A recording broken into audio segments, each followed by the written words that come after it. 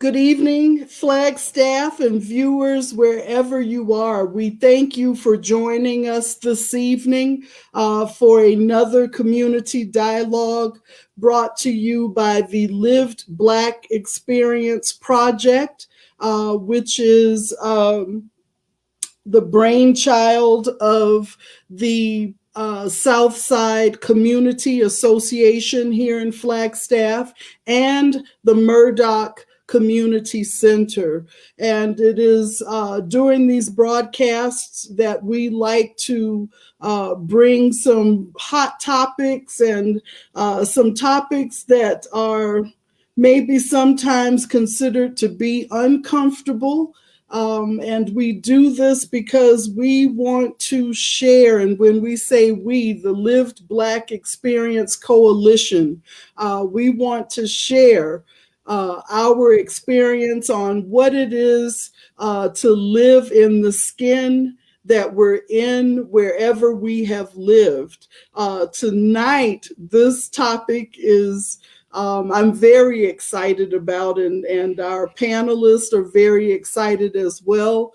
As a child from the South, from Georgia, we're going to talk tonight about a very familiar symbol, the Confederate flag, and what may be new to most of you, a movie that President Roosevelt showed right in the White House, The Birth of a Nation. I think to most that sounds exciting and very positive, but if you've not seen this movie, if you're not familiar with it, I think you may walk away this evening with a very different view or opinion after this evening. We are very happy, as always, to have our resident facilitator, Sister Kara House. And Sister House, the room is yours. Take it away. Well, thank you very much. I'm happy to be here again with everyone this evening. And to get us started, we are going to have a presentation from Dr. Ricardo Guthrie on a review, presentation, and interpretation of the 1915 film Birth of a Nation. Dr. Guthrie is Associate Professor of Ethnic Studies at Northern Arizona University. He examines political narratives of the Black press and writes about cinema as cultural political artifacts. He was lead artist for the Historic Southside Mural at the Murdoch Community Center in 2011, and most recently edited a book on Malcolm X focused on young adult readers, written by Ebony Joy Wilkins for Capstone Press. Welcome, Dr. Guthrie. Oh, thank you. I'm setting my timer so I don't go over. Good evening. I'm very pleased to work with you all today and talk about one of my favorite subjects, cinema. Okay, so we're talking about the Birth of a Nation, which was created by director D.W. Griffith and then screened in 1915, but it was for President Wilson. I just want to correct that for Reverend Lewis. It was for Woodrow Wilson, who was a historian by trade, and when he became president, he had a private screening with D.W. Griffith. At that point, the film was called The Klansman. But after Woodrow Wilson watched it, he said, it's like history written in lightning. It's like the birth of a nation. And so they renamed it after Woodrow Wilson's rather strange comments about history being written in lightning. What I want to show here is just the first a minute and a half, maybe 2 minutes of The Birth of a Nation, which starts at the second part of this film. It is it's not a talkie. It's a silent movie that they had titles and music that was played live while people watched it. And it was pretty amazing because on the screen, it looked like they were watching history, as President Wilson had said at the time. So here we go with The Birth of a Nation from the part of Reconstruction, where African Americans were elected to Congress for the first time. And part of the attraction of this film was that it tried to show what actually happened in the past. And unfortunately, because it was based on part of the mythic understanding of the past, not based on the truth, we get to see some of the first stereotypes that are written large for the screen. So we just watched the first minute and a half of The Birth of a Nation, the second part, right after the Civil War, when Blacks were elected to Congress. So go ahead and play.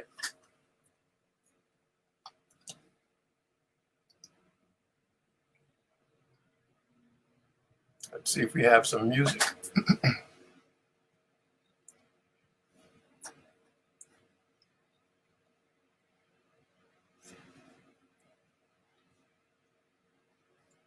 So let's see, yeah.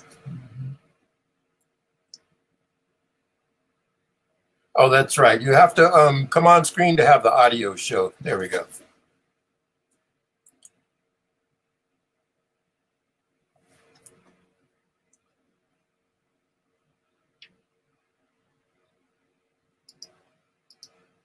All right.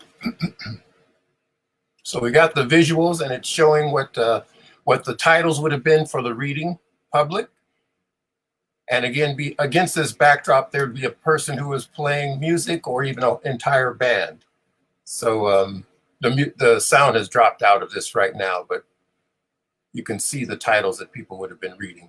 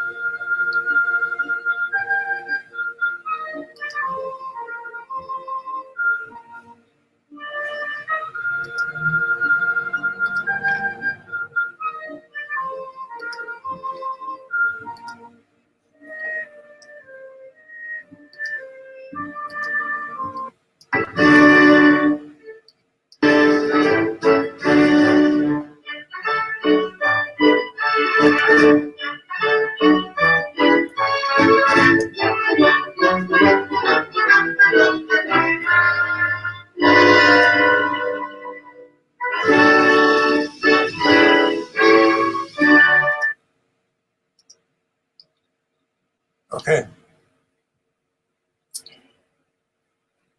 All right.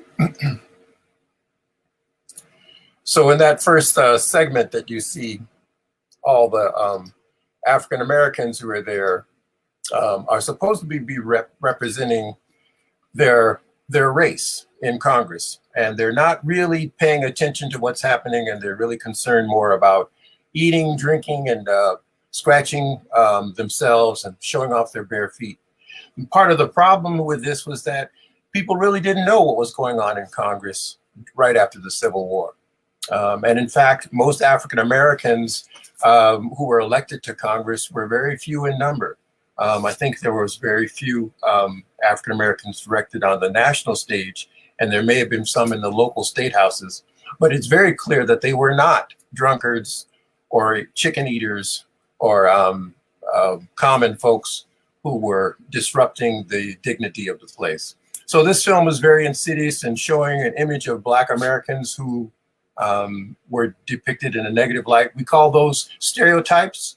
Stereotypes because on the one hand, there is a reality, there was a history that had African Americans elected to Congress, but they were not drunkards and chicken eaters and people who disrespected the dignity of their elected office. So stereotypes are exaggerations based on an element of the truth. I always have to have both those together. The exaggeration is based on an element of the truth. Because if you just say he was stereotypically Black, what does that mean? Oh, his lips were stereotypically Black, or his skin color was, no, you have to say what was the exaggeration that made it stereotypical. So, The Birth of a Nation.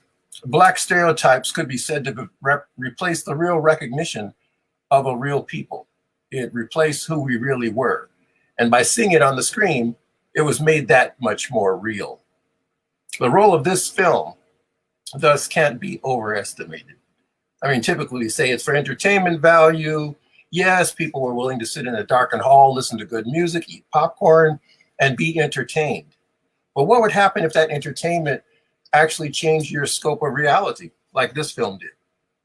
This is heralded as one of the greatest achievements of the film industry. And many people who study film, they are forced to watch The Birth of a Nation. I used to do this every year with my students, and they absolutely hated it because, one, it was silent, and two, they thought it was just dated, and they couldn't really see what were the new innovations. But the innovations of this feature-length film were that it framed the stories that expressed how the nation came to being right after the Civil War. These were stories that collapsed and condensed reality in ways that the population really didn't see most of the time. It created another reality, not just a mirror on life, but actually refracting and creating consciousness. I'm wondering if I could show share the screen with the image. Yeah, there we go. So The Birth of a Nation, as I mentioned, originally was called The Klansman, and it was based on a novel about the rise of the Ku Klux Klan. And D.W. Griffith, being a very esteemed filmmaker, wanting to deal with social issues of the day, said, I'll create a feature film that explains how the South lost and how the nation lost by elevating the rights of African Americans after the Civil War. Now, nowadays we'd say, well, why would you want to say something like that and do something like that if it's not supported by the truth? But back then, the truth was under contestation. And if we go forward a little bit to how films are used today, we'll find out there are also current tensions and contentions about what is the truth. So D.W. Griffith, thinking he's doing a good thing by looking at history through a white lens. And when he showed it to his historian, Woodrow Wilson, Wilson agreed with him. So on the left side, you have D.W. Griffith's The Birth of a Nation, of a Klansman on a horse, in hooded regalia with the fire. And on the right side, you have an actor who is a white actor who dressed up in blackface. They put burnt cork on his face so that his skin was darkened. And this is a scene where Gus, the brutal Negro rapist or would-be rapist, is about to be lynched by the Ku Klux Klan. So part of this story is that the Klansmen were seen as heroes, and they're redeeming and restoring the virginity of white women and also the white race. And D.W. Griffith saw no problem with this because that was his vision of what history should show us after the Civil War. So The Birth of a Nation, the first feature film, you could take notes on this, the first that was viewed by a seated president, President Woodrow Wilson. The filmic elements that we now take for granted in terms of the long takes, the storyline that seems to build on itself, the little close-ups and two shots, these are all innovations for its time, and we take them for granted. And also, as I mentioned before, he draws on history. He draws on politics of the time, and he creates a type of culture that is absolutely engaging for people of that day. And oh yes, he creates the stereotypes that we begin to see. So in this film, we have Uncle Tom, who is a kindly elderly gentleman who supports the white family. We have the Mammy, who is an overweight Black woman who also supports the Black family. We have the tragic mulatto, both North and South, a person of mixed race background who can't figure out where he or she fits in society. Not accepted by white society, so they're put into Black society, but not accepted by Black society, so tragedy unfolds. And again, this story revolves around some of these tragic figures. I'm going to use also the mention of Gus, the brutal buck, the brutal Black, who is a danger to himself, to society, and especially to white women. So in this film, again, we see on the right side, Gus as he's about to be lynched. And if you were lynched, it was not just to seek justice for something you might have done wrong, but it was to strike terror into the hearts of anybody else who might think of doing what you were doing. And that could be something as simple as talking back to a white person. In this film, again, it's insidious because the people who are all playing these nefarious characters are white actors in blackface. So I mentioned 4 or 5 of these stereotypes and why they might be dangerous, because they are figments of the white imagination of what they think Black people were about. D.W. Griffith was very good in what he had to do. He tells a story that's loosely based on real history, so it's an important story.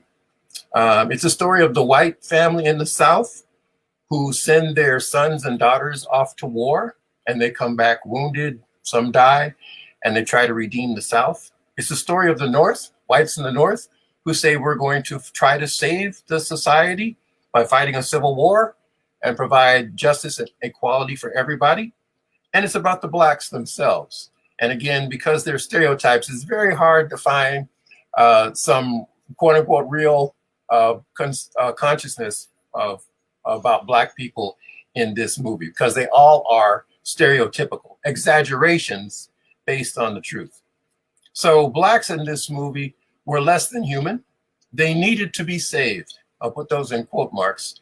They needed to be saved, cared for, or controlled. And if they couldn't be controlled, they had to be beaten or killed. There was actually a psychological disease for Blacks who would run away. They called it running away disease, or drapetomania. So the figments of the white imagination was that if a Black person couldn't serve whites, then they must be diseased and they needed to be saved. And whites are the saviors to uplift us. I just want to mention here that the Ku Klux Klan is portrayed in a very positive light in this movie. And of course, nowadays we are very sophisticated and we'd say, well, that's not a real depiction. Well, it turns out there are other terrorist organizations now that have arisen in the current time of COVID and structural racism. And some of them were alluded to last night in the debate, in which they asked, would you condemn racism by whites? And Trump said under his breath, sure, sure, sure. But he never came out and said, yes, I condemn racism by the Klan, racism by the white militia, racism by, he never said that. And so I just wanted to say, how can we distinguish ourselves in this time? It's easy to identify who might be racist by their insignia, by their flags, by their masks. But what happens when people are hiding behind the American flag and doing the same damage and danger? So I want to close out now. I know I'm close to time, but by 15-minute mark, that terrorist organizations are not just those who wear Ku Klux Klan hats. It's not just those who have the stars and the bars or even the Confederate flag. It is those who try to destroy democracy, those who have views which, taken to their logical conclusion, actually result in death or dismemberment or destruction of people's lives. And there were several resurgences of the Ku Klux Klan throughout the 20th century. Right after this movie in 1915, Klan chapters dropped from the sky all over the country. They had a march in Washington, D.C. that had over 20,000 members marching. And on the Black side, it was a way for W.E.B. Du Bois, William Monroe Trotter, really members of the NAACP, the National Association for the Advancement of Colored People, to organize their chapters. They had protest rallies and they had petitions to pull the birth of a nation. Why? Not because they were trying to stop or censor an artist's presentation, but because when the movie was shown, people were killed. There were riots. There were actually people who would go into the Black community and pull people from their house based on what they saw in this movie, which was so inflammatory. So again, I'm trying to wrap up here to say that films do make a difference. As a filmmaker and an instructor, I can talk to you about film form all day long. I just want to mention that I mention stereotypes not because we want to erase them, but because we want to see what work they do. What images inspire and inflame us. And so if you see a mammy figure or an Uncle Tom or a brutal buck, don't just say, well, that's a negative stereotype that I can understand. It doesn't work if it's just a two-dimensional stereotype. And we can talk later about the film Antebellum and their depiction of whites, because I think there's a problem there in terms of not depicting all of the whites in their full dimension. it's not just that people were portrayed as evil, but they have a complexity that should be shown on the film. And in this film, it also suffers from that problem where it's very hard to see the nuance between a Mammy figure or an Uncle Tom or even Gus when the motivations and the articulations of human being is much more complex than that. So take that away and put it in your thought pattern. Just because you can identify the stereotypes is only half the battle. You have to see what work they do. What role do they play in shaping our consciousness? And just because it looks like a stereotype, you have to check yourself first and see if you are misplacing the reality for a contrived exaggeration. So I'll leave you there. Encoding and decoding the images. If we had a film class, we'd go further into depth on that. But there was an assigned image and an idea that D.W. Griffith had about Black people, whites, and the Klan. And I'm saying those ideas still persist to this day in film culture, and it does make a difference about whether you can see them. So thank you for your time. I think I'm just at 19 minutes, Miss Kara. I'll end there. Well, thank you very much, Dr. Guthrie. That was a great introduction to the conversation that we're going to be having. I'm sure we're going to have plenty of questions for you when we get to the Q&A section. And as a reminder to everyone who's watching, if you have questions throughout these presentations, please share them in the comments, and we will get to them when we reach that section of our presentation. Thank you. Up next, we're going to hear from Dr. Joy Jager on the history of the Stars and Bars, aka the Confederate flag. Dr. Jager is an associate professor of history at Penn State, York, where she teaches courses on early and modern American history, the Civil War and Reconstruction eras, medical history, history of technology, African American history, and the history of death and mourning. Her research centers on American commemorative culture with a two-pronged focus on the rural cemetery movement of the 19th century and the public art and memory of the Civil War. She earned her bachelor's in anthropology and music from Bowdoin College in Maine in 2003, her master's in historical archaeology and PhD in history, both from the University of Maine in 2005 and 2009. She is the author of Characteristically American, National Identity, Memorial Architecture, and the Egyptian Revival, published by the University of Tennessee Press in 2014, and is currently working on Pleasure Grounds of Death, Society, Culture, and the Rural Cemetery in 19th Century America, to be published by the University of Michigan Press in 2021. Her articles on rural cemetery, cemetery monuments, and Confederate monuments have been published in the Journal of Southern History, the Public Historian, the Journal of the Early Republic, the Register of the Kentucky Historical Society, Material Culture, Ohio Valley History, and Markers, the annual journal for the Association for Gravestone Studies. Welcome, Dr. Jager. That was a mouthful. Thank you so much for having me tonight. I'm so happy to be here and to be part of the Black Experience program that you've been putting on, and it's really a delight.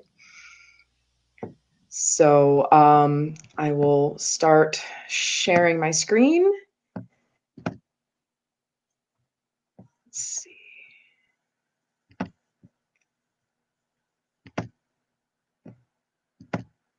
There we go. So hopefully everybody can see the PowerPoint presentation. So for this evening, I was asked to talk a bit about the early history of the Confederate battle flag, which is more commonly just simply referred to as the Confederate flag, and also to talk a bit about whether or not the modern display of the Confederate flag is equivalent to the display of the Nazi flag. So there's actually a lot to unpack here, and hopefully I can do justice in about 20 minutes to the subject. Now, the thing about the Confederate flag in American history is that here we have a symbol that has been around now for almost 160 years. And we are still, as a society and culture, oftentimes befuddled by the very purpose and reason for the formation of the Confederate States of America. And so before we talk about the flag, we really need to understand why Southern secession occurred in the first place. And it's very easy to answer this question. All we have to do is look at the foundational documents of secession and the formation of the Confederacy, particularly the secession resolutions that were drawn up by each of the seceding states. We can also look at the Constitution for the Confederate States of America, and especially the so-called cornerstone speech of the Vice President of the Confederacy, Alexander Stephens. So I have a couple of examples here from the South Carolina and Mississippi Declarations of Secession, where these are two secession resolutions where it is put right in the very beginning of the text. And I think Mississippi's is probably the most striking, where they say right out in the first sentence, our position is thoroughly identified with the institution of slavery, the greatest material interest of the world. And for as much as arguments were and continue to be made that Southern states seceded on the principle of states' rights, there was really only ever one states' right that mattered to seceded states, and that was the right to maintain and perpetuate the institution of race-based slavery. And Alexander Stephens, the vice president of the Confederacy, much to the chagrin of Confederate leadership, who was trying to gain international support from nations that had already abolished slavery in the slave trade, such as England and France, he came right out and was very clear about what are the foundational principles of the Confederacy.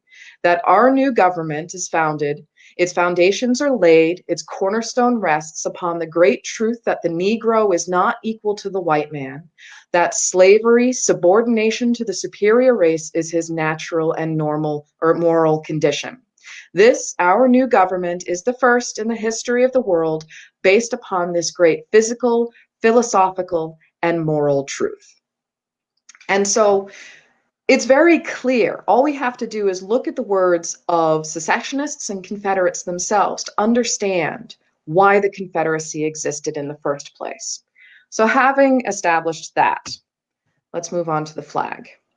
So when the war began, one of the early efforts by the Confederate government was trying to figure out what is the new national flag of the Confederacy going to be. And I'm not sure if you can all see my cursor here. Hopefully you can. I'm circling figure 1. So there were a number of designs that were submitted for what should be the national flag for the Confederacy. And one of the possible designs was actually figure number 2, which ultimately became the battle flag of the Army of Northern Virginia. This is what is referred to as the St. Andrew's Cross. It's derived from Scotland. It also is referred to as the Saltire. Now, this design was rejected in favor of the design that is commonly referred to as the Stars and Bars. But once the war was in its, once it was going and this flag was adopted, a lot of people in the Confederacy kind of spoke out and said that they didn't really like that flag so much because it just smacked too close to the original stars and stripes of the United States flag, and that it seemed like a paltry imitation, and they needed something that was going to stand out more significantly and be unique to the Confederacy. Meanwhile, there was a lot of confusion in the initial battles of the war, especially at Manassas, because for the regiments and militias that were fighting in the Confederacy, there was a great deal of confusion. One, because they hadn't yet regimented the uniforms yet, so you have different groups that were in different colored uniforms. And that got really confusing because some of the Confederate soldiers were wearing blue uniforms, and so they looked like Union soldiers. And so you have Confederate soldiers who were accidentally being fired upon by fellow Confederate soldiers. We also see that there were different Confederate regiments and militias that were each carrying their own individualistic battle flag.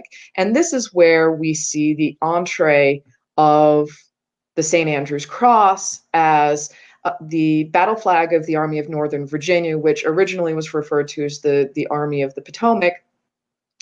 And it became a very popular symbol, and so was embraced across the Confederate Army for use as the battle flag. And over the course of the war, the battle flag, which is distinctive by its square shape compared to the naval jack, which was also the battle flag of the Army of Tennessee. But the square battle flag came to symbolize the Confederate soldier and the Confederate soldier's cause. And over the course of time, it increasingly became the symbol for the Confederacy itself, even though we see two more iterations of the national flag. So in May of 1863, a second national flag incorporating the St. Andrew's Cross of the battle flag of Northern Virginia was created. And what's interesting about the second national flag is that you have the St. Andrew's Cross on the white background, and there were a couple of different interpretations of what the white field represented. And the Savannah Daily Morning News actually just came right out and was very clear. And so I'm quoting from the newspaper where they wrote, "As a people, we are fighting to maintain the heaven-ordained supremacy of the white race over the inferior or colored race. A white flag would thus be emblematical of our cause." And the editors of the newspaper also called this second national flag the white man's flag. So we see an explicit reference of the second national flag of the Confederacy to white supremacy and the cause of the South in maintaining and perpetuating the institution of race-based slavery. The secondary interpretation of the flag was basically a lot of people went, "That's a lot of white," meaning it looks like a flag of surrender. And so there was an agitation to make the flag a little less white. And so in March of 1865, right before the fall of the Confederacy, the third national flag was created, in which an additional red bar, which harkened back to the French flag, since parts of the seceded South originated as part of the Louisiana Territory owned by the French. So we have the British St. Andrew's Cross, we have the portion of the French flag, and we have the white field as well, representing white supremacy. Now, all three of these were considered national flags of the Confederate States of America, but over the course of time, increasingly, people showed their devotion to the battle flag in particular because it was so intimately associated with the Confederate soldiers themselves. And as we see with the end of the war and the fall of the Confederacy and the treaty signing of Appomattox at Appomattox Courthouse, there is an immediate reaction to the cause has been lost, and now the banner must be furled. And as indicative of this sentiment, we have a wildly popular poem that was published just shortly after the end of the war by Father Abram Joseph Ryan. He was a Catholic priest who was a priest in the Confederate Army. And he published a poem called The Conquered Banner. And now it's a much longer poem, but just a brief portion of it reads, "Furl that banner softly, slowly, treat it gently, it is holy. For it droops above the dead, touch it not, unfold it never, let it droop there furled forever, for its people's hopes are dead." And so we have a sentiment expressed through this poem and reflected in the immediate post-war atmosphere of the acceptance of military defeat, that the cause of the South has been lost, and that the banner itself needs to be unfurled, that it's as a symbol of the sacrifice and valor of the troops and the deaths of so many, that it needs to be furled and never flown aloft ever again. This is the general attitude at the immediate end of the war. And there is, because of military reconstruction, we do not see the Confederate flag being flown in any of the states that were subjected to military reconstruction, and all of them except for the state of Tennessee was subjected to military reconstruction because Tennessee voluntarily ratified the 14th Amendment to the Constitution. Because of their refusal to ratify the 14th Amendment, which granted citizenship to former slaves and therefore made state-level laws called the Black Codes illegal. Because of their refusal to ratify the 14th Amendment, all of this other ex-Confederate states were made to go through military reconstruction. So under the dictates of military reconstruction, the display of any Confederate symbols, including the flag, the wearing of Confederate uniforms, of any kinds of Confederate symbols or objects, including buttons from uniforms, this was all forbidden. It was illegal. And so even as white ex-Confederates began to honor the dead from the war through the creation of Confederate Decoration Day, beginning in 1866. This would be followed in 1868 by the establishment by the federal government of the National Memorial Day holiday. White ex-Confederates celebrated the somber Memorial Day or Decoration Day ceremony by going into local cemeteries where women and men, and especially the women, organized by ladies' memorial associations, would decorate the graves of fallen Confederate soldiers with flowers and evergreens. And there would generally be a sermon delivered and a speech by somebody, but they were generally seen as an apolitical, commemorative memorial of the dead event. And while we don't see the display of the Confederate flag, we do see during this period of time, during military reconstruction, those same ladies' memorial associations working towards raising money for the erection of monuments, collective monuments to the Confederate dead in the cemeteries. But all throughout the period of military reconstruction, which doesn't formally come to an end until 1877 with the inauguration of Rutherford B. Hayes, all commemorative activities associated with the ex-Confederacy really occurred within the reasonably arguably apolitical landscape or depoliticized landscape of the cemetery. Once Reconstruction was over, though, all bets were off.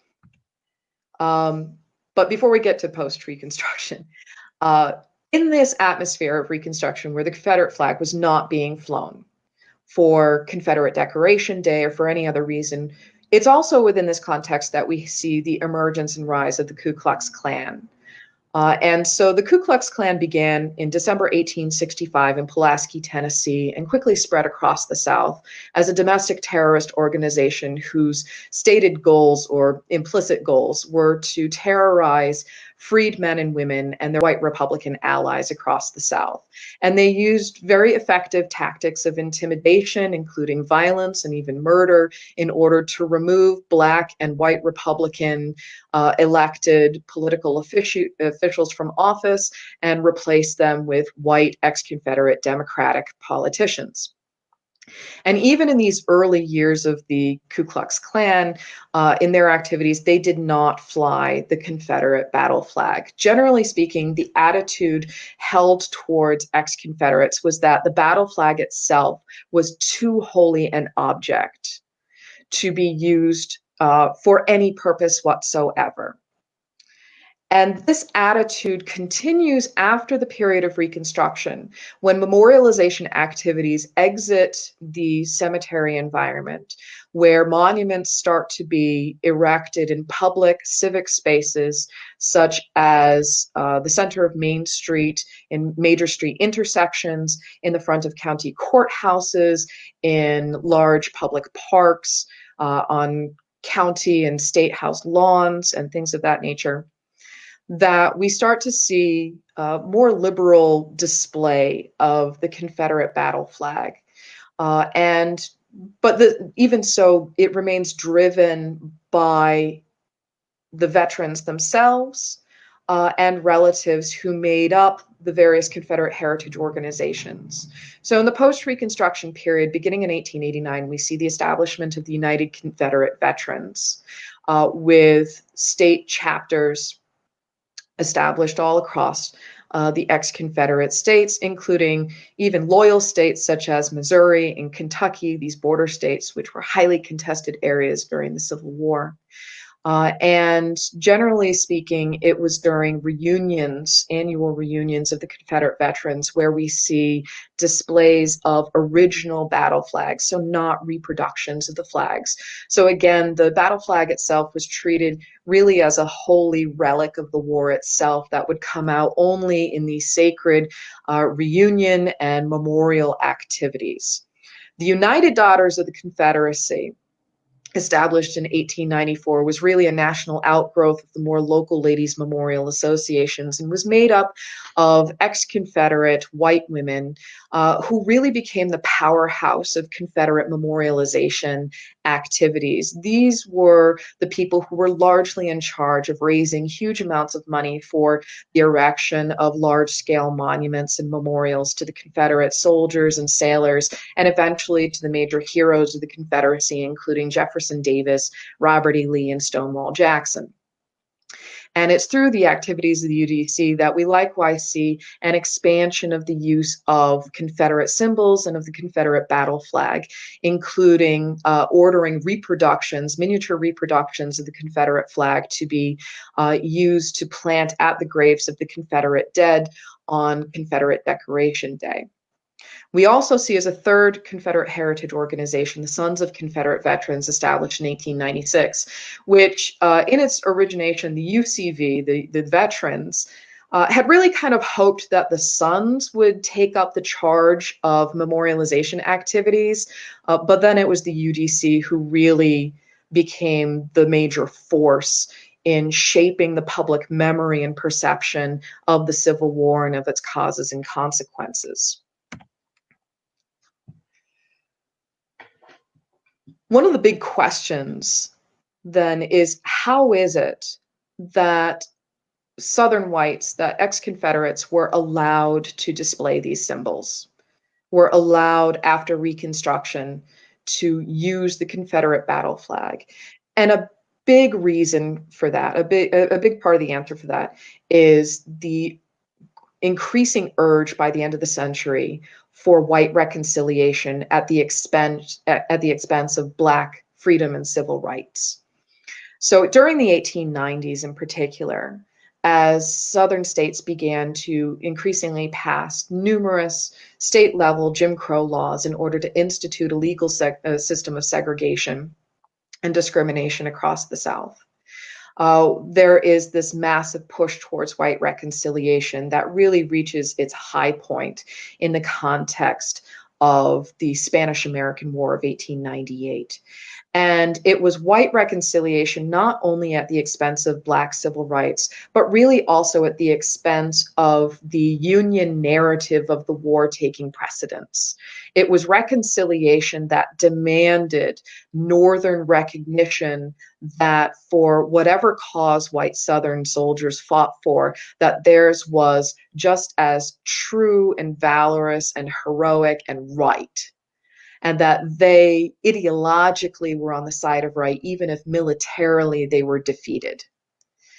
And this ultimately is what we see happening, where there's a major concession to the Southern narrative of secession and Civil War and of its aftermath. Now, jumping ahead a little bit, when we see the second iteration of the Ku Klux Klan, so basically at the end of Reconstruction, the Ku Klux Klan essentially dissolved. And as Dr. Guthrie mentioned, in the aftermath of the release of Birth of a Nation, of the film, the Ku Klux Klan revived in 1915 and flourished during the 1920s and hit its high point with about 5 million members nationwide. And the thing about the Klan of the 1920s is what I like to tell my students is that they emerge as equal opportunity haters during this time. Not only, they were not just content to exist in the South and to target African Americans, but the Ku Klux Klan of the 1920s was hyper-nationalistic. That they really emphasized their membership was American-born, Anglo, white, and Protestant. And they targeted immigrants, Catholics, Jews, modern women who abandoned older ideas of morality and behavior. And even in my own home state of Maine, there were divisions of the Klan who targeted French Canadian Catholic immigrants, such as my grandparents and great-grandparents. And so when we see the Klan and their activities during the 1920s and in the 1930s, they did not make use of the Confederate flag, but rather, as we can see in this photograph, the American flag was their principal symbol. But then in the 1940s, we start to see the integration of the Confederate battle flag, which really became just a shorthand for the South and was referred increasingly just as the Confederate flag, integrated into Ku Klux Klan activities. We also see it being brought into politics with the rise of the Dixiecrat States' Rights Party in the 1948 presidential election. And this is the one where Strom Thurmond ran for president. And so we can see in this political rally photograph the American flag plus the Confederate flag, and as well as an illustration of Robert E. Lee being held aloft. And then also during the 1950s, the Confederate flag entered even more into the American mainstream within the context of general excitement and enthusiasm for flags in general, but in particular at Southern colleges and universities, the Confederate flag becomes pretty much universally visible, especially within the context of sports, and more particularly within the context of football. So as the flag became so much more visible within American society and culture, this continues to bring up the issue of why. Why was this allowed? And how should we interpret its use and its appearance? Because really, with the exception of the period of Reconstruction where it was forbidden, the Confederate flag was never explicitly forbidden to be flown aloft as a symbol of treason or of white supremacy or of racism in the United States. And mind you, through all of the period where we do see this increasing use of the flag, these are all periods that are marked by the widespread suppression of African American voices, that to organize and speak out against the appearance of this symbol would be very difficult. And Dr. Guthrie did mention how chapters of the NAACP formed explicitly with the purpose of trying to combat the increasing visibility of racist popular culture and symbolism in mainstream American culture. And yet, even with those efforts, we see symbols such as the Confederate battle flag simply proliferate across the American cultural landscape. And so this brings us to the second question that I was asked to talk about today is, can we compare the display of the Confederate flag with the display of the Nazi flag in modern America? And I could give a short answer and be done with it, or because, I'm a professional historian and I have to always give a Byzantine answer to everything, I'm going to go the long way. So if we compare the Confederacy and the Third Reich, we do see strikingly similar visions of establishing, on the one hand of the South, an expansive slave-holding republic built upon the cornerstone of white supremacy. And on the other hand, the Third Reich of developing a vast German empire built upon, again, the cornerstone of white supremacy, of lifting up the so-called master race, which also involved not enslavement, but the outright eradication of populations deemed inferior. Now, in the case of the Third Reich, Nazi Germany under Hitler was responsible for the deaths of millions. And this goes above and beyond the Holocaust, which alone accounted for the deaths of 6 million Jews from all across Europe. But we also see countless others, including the mentally and physically handicapped and disabled, members of the LGBTQ community who were targeted and exterminated by the Nazis, large numbers of Eastern European Roma populations, as well as political dissidents. And even on top of all of this, really, there would have not been a Second World War, at least not in Europe, if it were not for the Third Reich. And so one could very easily lay the deaths of the 35 to 40 million Russians alone on the backs of the Nazis under Hitler, as well as the other millions who died throughout the rest of Europe. So because of the enormity of death and suffering that was wrought by the Third Reich, for the principle of German imperial expansion and the principles of white supremacy, once the war was over, the Nazis had been so incredibly destructive that we see the leadership of the Third Reich, those that survived and were at least caught, being brought to justice through the Nuremberg trials. And immediately after the war was over, statuary and symbols to the Third Reich were torn down and destroyed. And it became very clear that any symbolism associated with Nazism would be forbidden from now until forever in post-war Germany. And the swastika, which is a symbol of great antiquity with very positive meanings, had been culturally appropriated and transfigured by the Nazis into a symbol of white supremacy and genocide and hatred. And you cannot remove the cultural baggage of a symbol like that once it has been made. Now, if we flip back over to the Confederacy, we see some different trajectories here. Slavery, as one of the great causes of the war and the emancipation of 4 million African Americans, was the great consequence of the war, in addition to the reunification of the United States. But the war itself was not a war about the legality of slavery, even though emancipation was an outcome. And so for military reconstruction, even though much of it involved securing the freedom and civil rights of African American men and women across the South, ex-Confederates were not explicitly tried and punished for crimes against humanity and for the institution of slavery. The major leadership of the Confederacy who survived the war, likewise, were not put on trial. They were not executed for treason. And so, in other words, they weren't made an example of to the rest of the South and to the nation.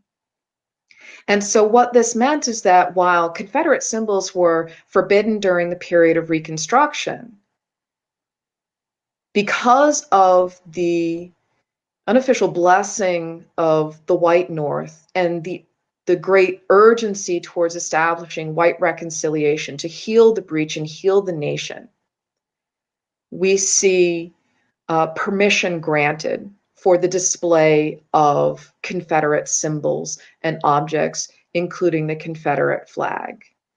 And so for much of the history of the display of the Confederate flag, many people simply looked upon it as a symbol of the South. But increasingly, since the beginning of the 21st century, we have seen not only the mainstream uses of the Confederate flag, such as at sports games and at NASCAR, and NASCAR just most recently eliminated display of the Confederate flag, but we see white supremacist groups and white nationalists, like the symbol, like the Nazi cultural appropriation of the swastika, we see white supremacists in America today using the flag of the Confederacy, the flag of the Nazis, using Viking/Norse symbolism and art to all as symbols representative of white nationalism and white supremacy. And this is not to say in any stretch of the imagination that the display of the Confederate flag was ever totally innocent, because when you get right back to it, the Confederate battle flag is a symbol of the cause of the South. It is a symbol of the Confederate South. And the Confederate South had one cause and one major cause only. And that was the preservation and perpetuation of race-based slavery in perpetuity. And they lost. And just as there's cultural baggage associated with the swastika of the Third Reich, there is also cultural baggage associated with the St. Andrew's Cross, that is a symbol that represents white supremacy. So you can draw the conclusion that essentially, yes, they come from two different backgrounds, but these symbols are in many ways very equivalent. So thank you so very much for having me. I don't know how long I took, if I went well over my time here. Well, thank you so much for that presentation. We had a lot of really good engagement in the comments as you were speaking and as you were presenting. So we're going to have a ton of good questions when we get to the Q&A section. Great, thank you. Absolutely. Up next, we're going to hear from Mr. Donald Guillory on the flag and its history in American politics and protest. Mr. Guillory is a history instructor at Arizona State University and doctoral student at the University of Mississippi, whose focus is on race, gender, and identity in the history of the U.S. and Latin America. A graduate of Georgia Southern University, he earned his Bachelor of his Bachelor of Arts in International Studies and History and Master of Arts in History. After serving in the U.S. Army, Don attended Arizona State University, where he earned his master's degrees in Education and Liberal Studies, focusing on the role that film and television play in shaping our perspectives about culture and gender. He is also the author of The Token Black Guide, which discusses and examines experiences and perspectives, historical and personal, on race in America. His first novel, Bastards of the Bayou, a historical fiction, was published in March of 2020. In February 2020, Don presented a TED Talk at the University of Mississippi entitled The Importance of the Narrative. Welcome. Thank you for having me. Yes, I think I was lucky that I was able to do that TED Talk prior to COVID shutting everything down. But no, I appreciate being part of this. This is a discussion that I've had with respect to this symbol for decades.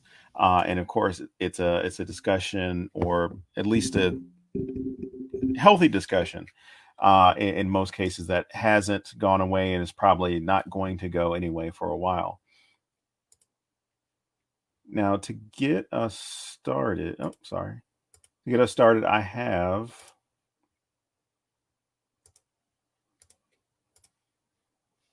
this. Let's see if that'll work. Okay, is it showing up on your end? All right. To talk about the Confederate flag and exactly what its place is within society, we have to think about its usage. And of course, with the previous presentation, there was a lot of information about the origin of the flag, how it was used during the war, how it was used after the war. But one thing that we have to think about is this contemporary approach, or contemporary U.S. history, the post-World War II period, in which the Confederate flag becomes more present in the public domain. Of course, it gets its start in 1948 with the Democratic National Convention, and well, with the Dixiecrats for that matter. But we really start to see it coming out of the closets, coming out of the shadows, after the Brown versus Board of Education of Topeka ruling in 1954 by the Supreme Court. Which pushed for the integration or the desegregation of public schools. I've got some images here. At least the first image we're going to start off with is the usage of the flag at one of these protests at Central High, which was integrated in 1957. You have people that are showing up with various forms of the Confederate flag, either a flag itself, Confederate uniforms, regalia, things like that. And the reason why you have people that are now, I guess, coming forth and bringing the Confederate flag into the public, or waving it, wearing it, or just presenting it in public in the mid to late 1950s, is at least the belief that many people have associated with the Confederate flag, which is it's about standing against the federal government as well as an expression of white supremacy. There is a reason why the Confederate flag would be used in protests against integration, because of the belief in racial superiority, and that they have a right, those who are flying the flag or using the flag, they have a right to defend the quote unquote racial order that many deem has a religious origin. A lot of the people that you would have, excuse me, not a lot of the people, but in some of the interviews from politicians, sheriffs, public officials during this period, they often would quote parts of the Bible that reference the curse of Ham and the idea that you should not have any racial mixing. The fear of desegregating these schools was that if you did integrate black and white, that would somehow lead to the downfall of society, downfall of American society. And you saw these protests that engaged in this discussion about the federal government, but also this idea of racial superiority in all parts of the South, and even in other parts of the country, places like Boston, when they had the Boston school busing that took place in the 1970s. You had people that had not allied themselves with the Confederacy or anything to do with the Confederacy actually pulling out flags to show their disapproval of this. You had Little Rock, New Orleans, Birmingham. You had schools in Atlanta, or other parts of Georgia for that matter, and Tennessee, where people showed up with their Confederate flags to protest against the end of what they had seen as their way of life, the end to the social order that they saw. In the 1960s, when Dr. Martin Luther King actually goes to Chicago to talk about housing as well as employment, white immigrant residents actually meet him in a variety of ways, but in one very telling way is many of them meet him with Confederate flags to demonstrate that they disapprove of him being there and disapprove of what his end goal is. And again, here's some other images that you see in Birmingham. But one that's really telling is what takes place in 1962. The fall of 1962 witnessed the loss of a court case on the part of the University of Mississippi. The attorney, James Meredith's attorney, Medgar Evers, won a court case to desegregate the University of Mississippi. The school threatened to close rather than integrate. The governor actually supported the talk for the university to close and actually stood steadfast against the federal government pushing the university to actually open or remain open and admit their first official Black student. The governor gave several speeches about this, had many closed door meetings with some of the power brokers, and even had phone calls with President Kennedy himself about making sure that this would not go through. To show his disapproval of the school being integrated, he further held on to Confederate imagery, Confederate emblems, and went out of his way to demonstrate his connection to that image, to that flag, and promoted it at his rallies, promoted it at any events where he was attending, because the University of Mississippi itself as it did integrate in the fall of 1962, people from the local community, from the college itself, from Oxford, from Lafayette County, from other parts of Mississippi, from Tennessee, Arkansas, and Alabama, gathered in Oxford, Mississippi to protest this man's admittance to the university. They tried to prevent him from entering the registrar's office to register for his courses. And as they assembled, people throughout this crowd that had gathered had Confederate flags with them. And as the previous presentation discussed, there was this integration of Confederate imagery with athletics. And at the football games, it was very common, especially in the late 1950s, it was very common to attend a University of Mississippi or University of Alabama, Louisiana State, Mississippi State. In all honesty, if you pick any SEC school in the 1950s and 60s, you were likely to see it. But specifically, University of Mississippi had the Confederate flag fully involved in their athletic program and especially their football program.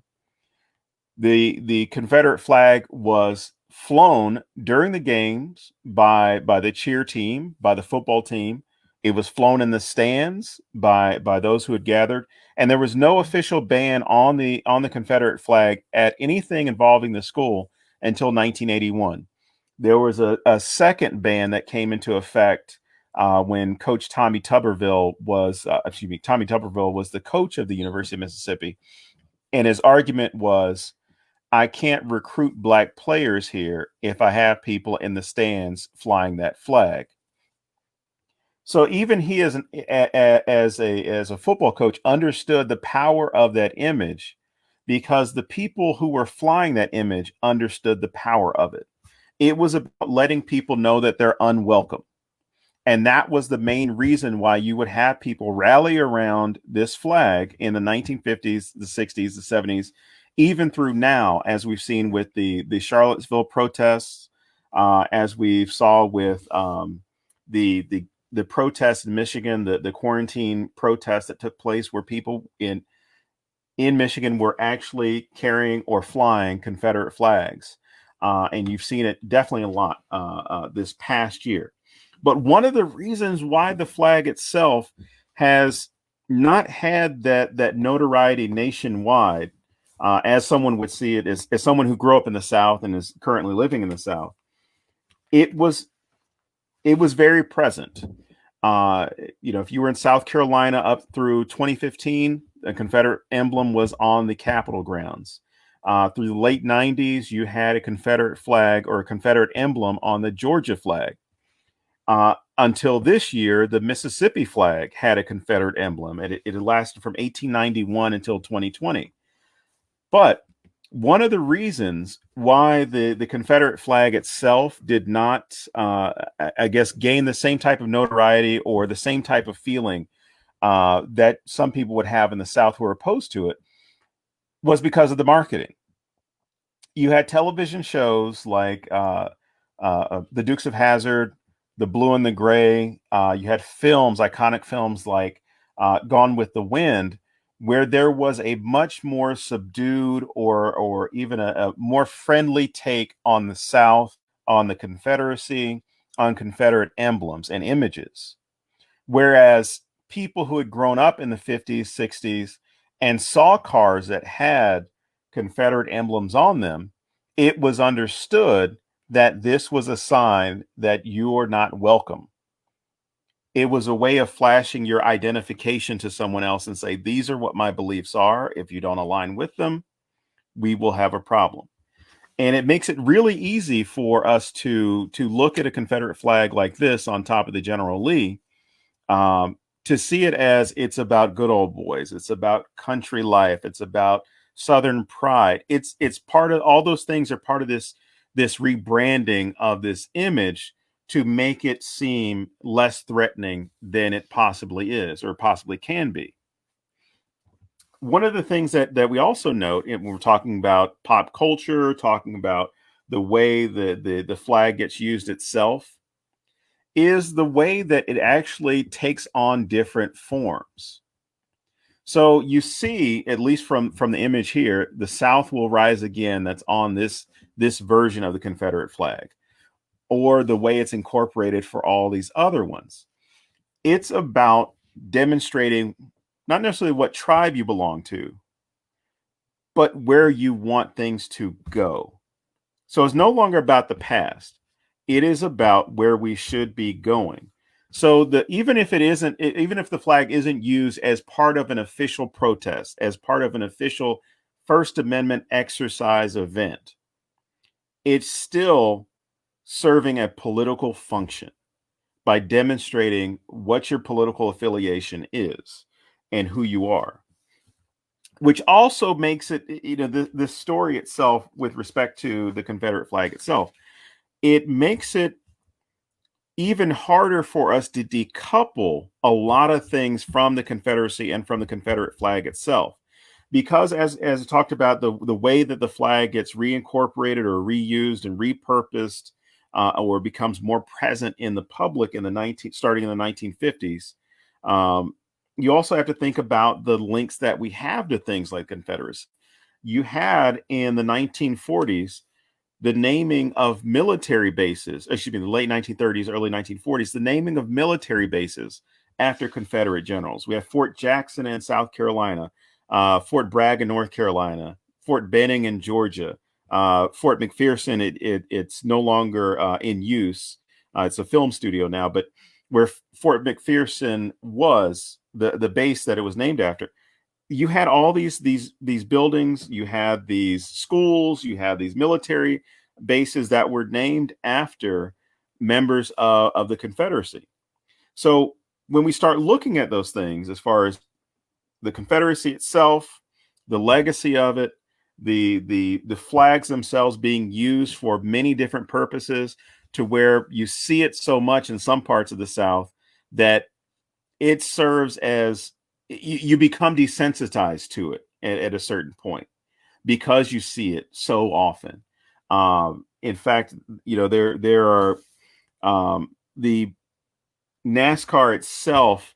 One of the reasons why it was seen as a whites only event was not just because of the drivers, but was because of the symbols that were presented. And as you saw this past year, when moves came to ban, or at least ban, Confederate flags and Confederate emblems again from NASCAR, you saw a very large reaction, a very heated reaction from those who supported the Confederate flag and the use of the Confederate flag. And for them, this is seen as another attack on their identity, because again, it's hard to decouple from that. It's seen as an attack on their identity because it's not an understanding of this is a symbol of hatred, of treason, of racism. For some people, they see that as part of their identity.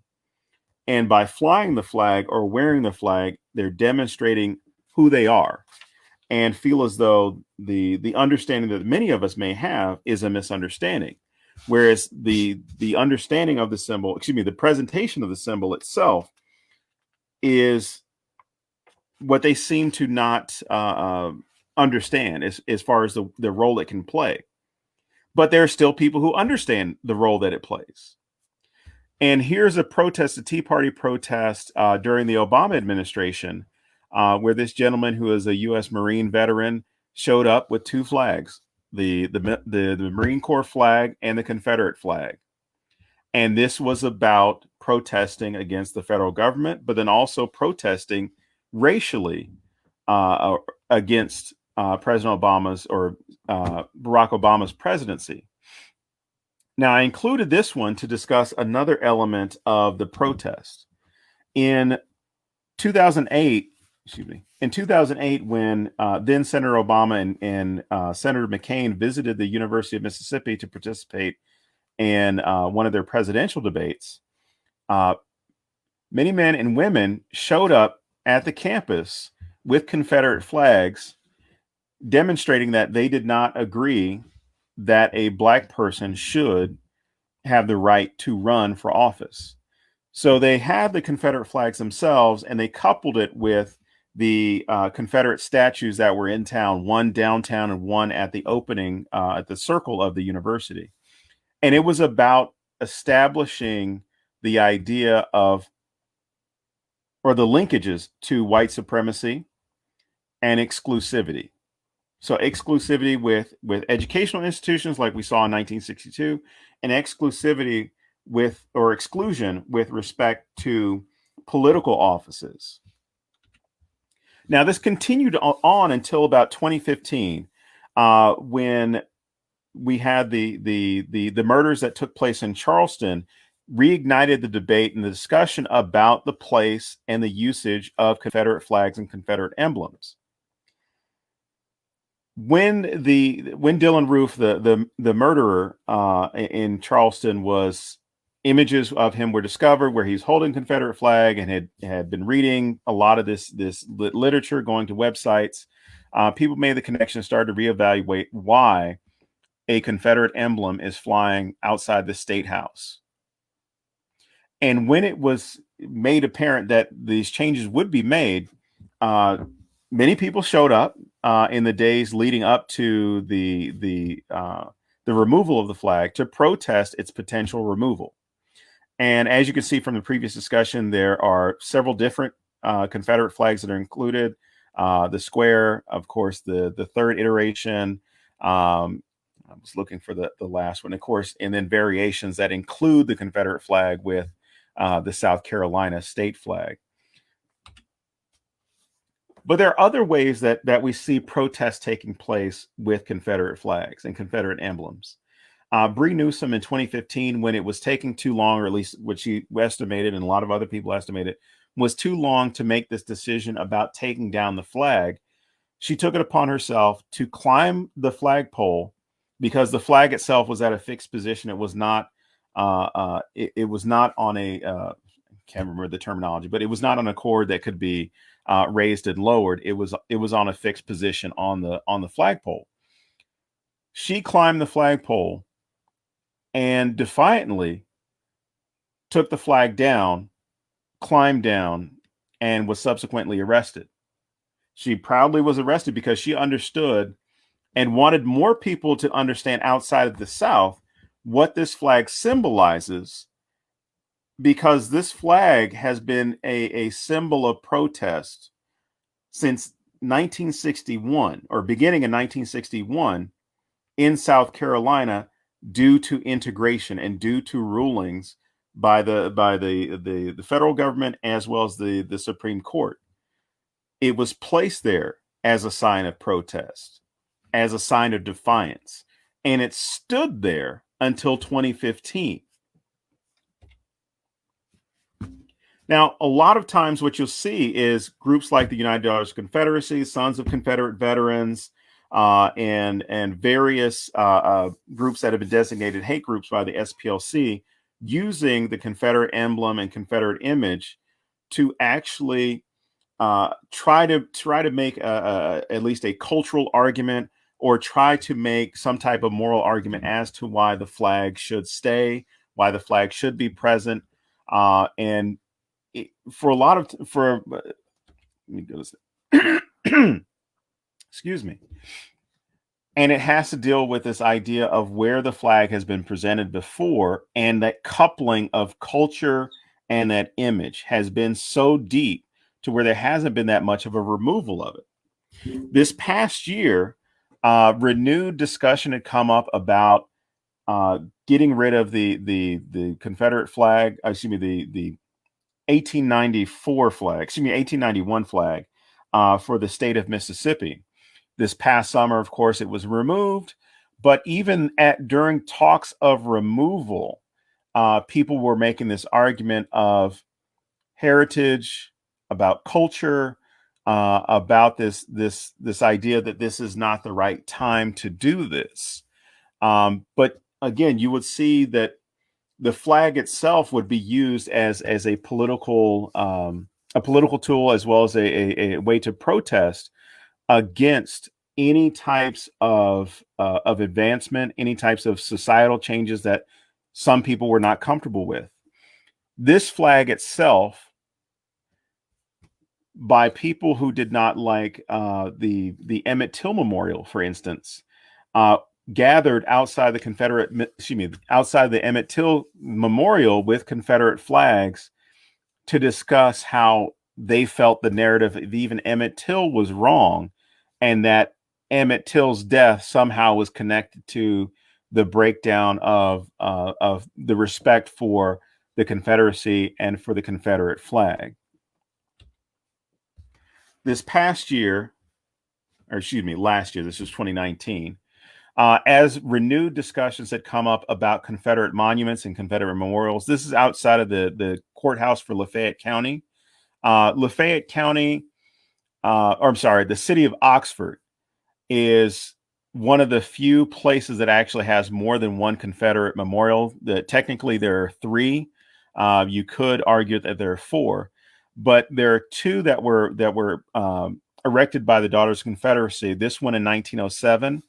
And the one outside of the university, or formerly outside of the circle of the university was erected in 1906. And both of these stood in their places. Well, sorry, the one at the courthouse is still standing outside the courthouse. But both of them stood in their locations until this past year. This statue is still outside the courthouse, but the other statue, the first one, has actually been relocated and removed from the main part of the campus, and actually removed and placed into the cemetery. But when discussions were coming up for, I lost track at that point as far as how many times that this had changed, but when discussions had been renewed in 2019 about what to do with the Confederate statues, remove, relocate, tear down, people from various groups descended onto the town to show their disapproval. And of course, as you can see from the image, the flags were used and incorporated to demonstrate exactly why the monument should stay and why people should have respect for the Confederacy. With this, there's a lot of the use of what's known as the lost cause narrative, discussing this idea that the men that went off and fought knew what they were fighting for. They were fighting for this noble cause to protect their homes and in a patriotic duty. And for a lot of the men and women that follow along with that, do believe that their ancestors or people they identify with were participating in a somewhat noble cause. And so they see, and if you had the opportunity to listen to these men and women speak, they were very vocal about how they felt the Confederacy and the South actually saved Black people. So there's a lot of rewriting of the history, a lot of revisionism, a lot of invoking a religious rationale as to why they will still use this flag and actually bring it forward into public debate and even within any public protest or popular protests themselves. The flag itself, this past year in 2020, you've seen a lot of it used the same way it was used in Charlottesville, where it's being used to not necessarily protest against the federal government or protest against rulings or anything like that. You see how it's being used and incorporated to counter any groups that are pushing for equality or pushing for representation. Confederate flags have been taken to pride marches, have been taken to Black Lives Matter marches and protests to demonstrate this idea that we don't agree with what you are standing for and our cause is just, as well as letting them know in no uncertain terms that their cause is unwelcome by displaying or unfurling those flags and those images. You've seen how even in this past couple of months, as universities themselves, as NASCAR, as sporting events, even the military themselves have banned the usage of Confederate emblems. that fans themselves have become more vocal, or supporters of the Confederate flag have become more vocal in response to some of the coaches, whether it's Lane Kiffin at the University of Mississippi, Mike Leach at Mississippi State, Nick Saban at the University of Alabama, all coming forward and saying, like, no, you don't need to have this. We don't want it in the stands. We don't want our fan. If that is what you believe in, don't come. And so this past year, the past couple of months, people have been planning to protest the players and the coaching staff, as well as the athletics programs who don't want these flags, to find some way to get them into the building. Because they couldn't outright ban the flags themselves, because it'd be hard to stop everybody from doing it. What was done in the 90s with Tommy Tuberville and done earlier this century, in the 21st century at the University of Mississippi, done at the University of Alabama, they instituted a no sticks policy. So you can't fly a flag if you don't have a stick to fly it from. And as you can see from this image, or at least from this posting that went out in the past couple of months, they were arguing, put a rubber band, glue a rubber band to the flag, and then put the rubber band or an elastic band or sew it on, whatever you can do, because if you put it on your arm, you can wave it on your arm, you won't be in violation. So it's another way to protest someone or something telling you what to do, as far as what some people are arguing. But what you've seen also this past year is the Confederate flag in places that typically with its association you wouldn't think about. So in Lansing, Michigan, the individuals that were protesting mask mandates and shutdowns over quarantine showed up with American flags, Gadsden flags, and different versions of Confederate flags that they had on their person. They were themselves waving. They were flying from the back of their vehicles in order to demonstrate how they feel as though they are being taken advantage of, and see this as something to attach themselves to, because they may not always see it as a Confederate flag, or at least see what the Confederate flag itself represents, because they would align it more with the other name that it goes by, which is the rebel flag. Here we are, we're rebelling against your government overreach, and we're going to show you that we don't approve of it. The flag itself and the way that has been incorporated starting in the 40s, but really more so in the 1950s, demonstrates that there is an understanding of what the flag stands for, what it means, and for that matter, what someone's political opinion or political stance is. And it really comes from, one, a lack of knowledge, or lack of historical knowledge on this issue, but then also a good bit of romanticization about it, because it comes down to some people actually seeing this as at least the noble cause of rebelling against federal authorities or federal power, and this is going to be the symbol that they take up to demonstrate what side they're on.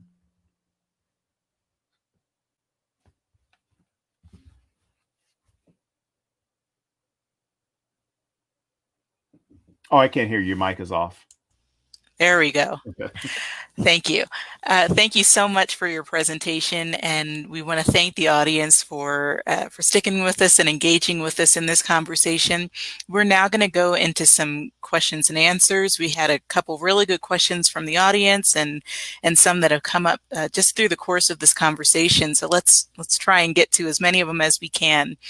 Dr. Guthrie, starting with you, I want to touch on two questions that were asked by the audience. The first was just, why were European American actors used to play blackface rather than the actors used in the opening scene of Birth of a Nation? And the second was someone just sharing that they were taught in school that slavery was not the main cause of the Civil War. According to their teachers, the Civil War resulted from economic differences. Is this a false dichotomy? All right, good. Great questions. We always hear about these two questions as well.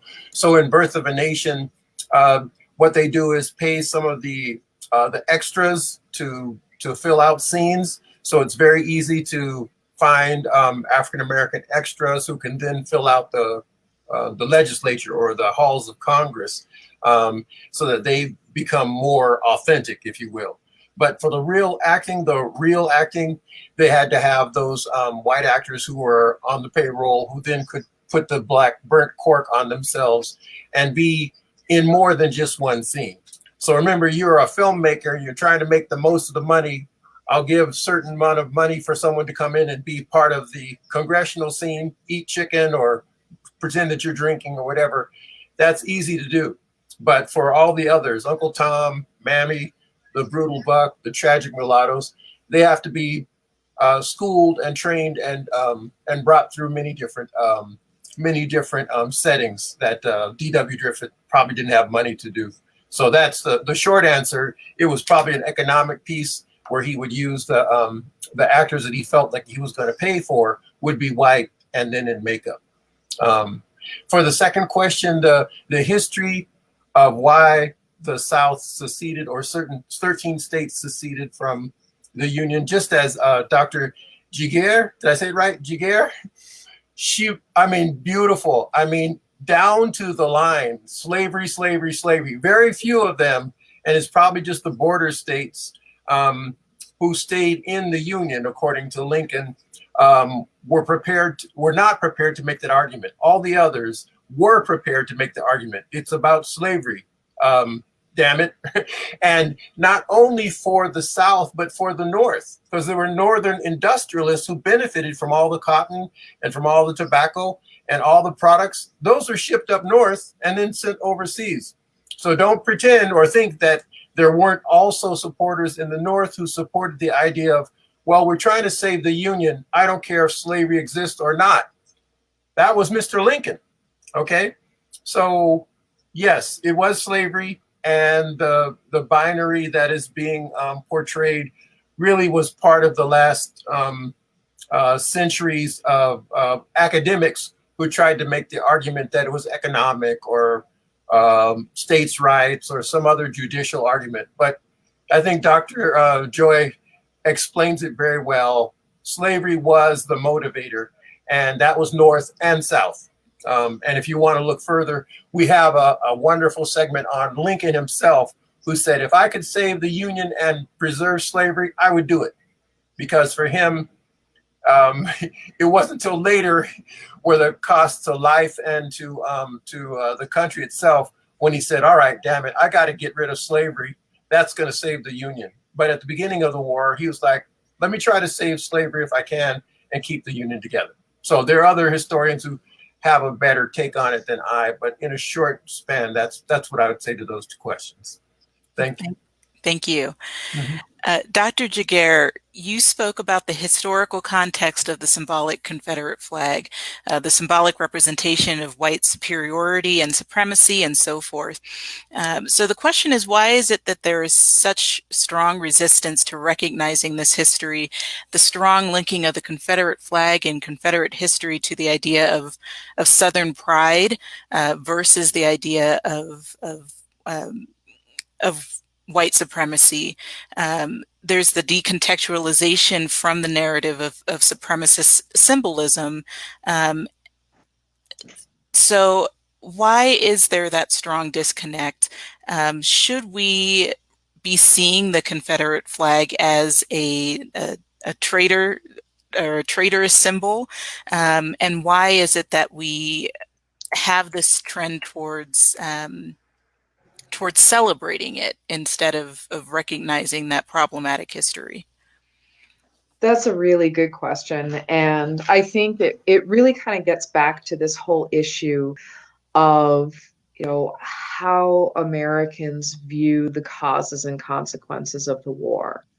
And this ongoing befuddlement over why was there Southern secession and why did white Southerners fight for the Confederacy? Because actually, when you look at the Southern white demographics of the Confederate states, only about 25% of white Southerners actually held slaves in bondage.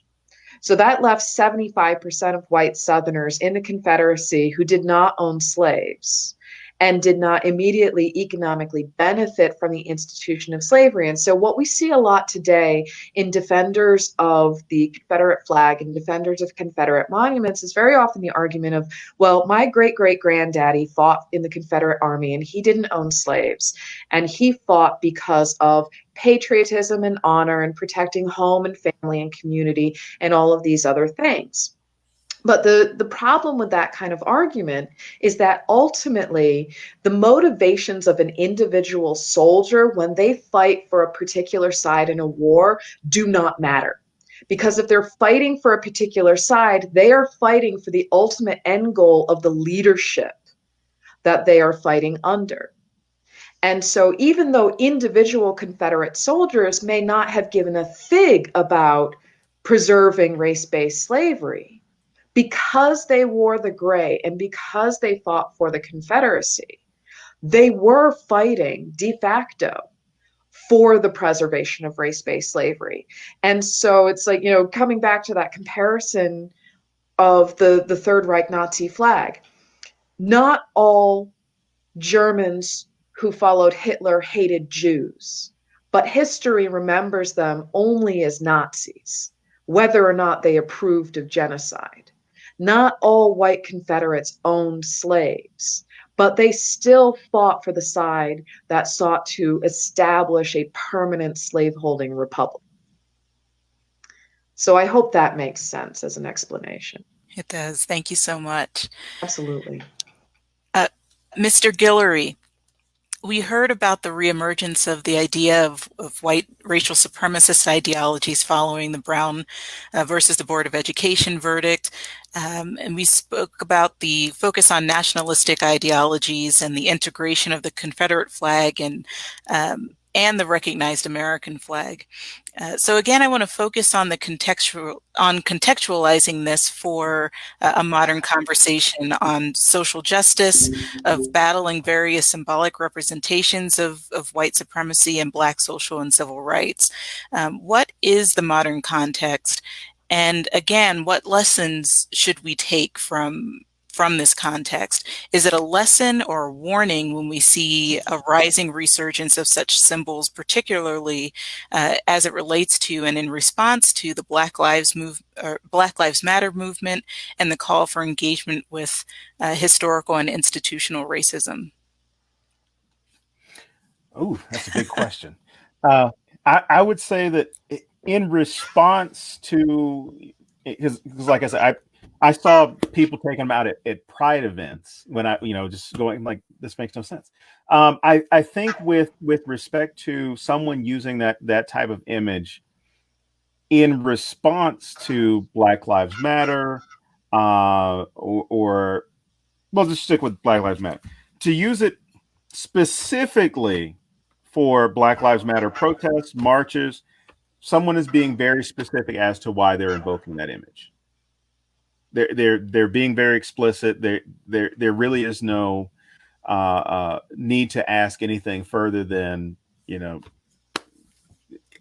need to ask any questions once they show up with a symbol like that. It's very clear.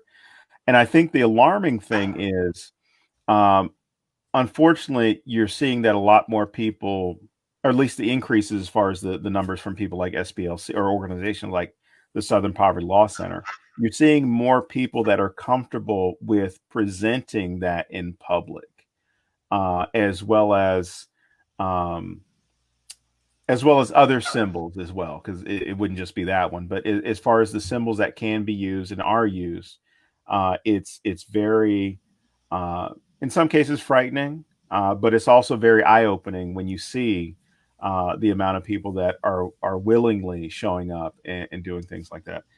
Last year, when I was here, well, I'm still here, at the University of Mississippi, when I first got here onto campus, there was a debate raging about the statue, and groups had come from outside of the state to march on the campus to protest the potential move of the Confederate statue.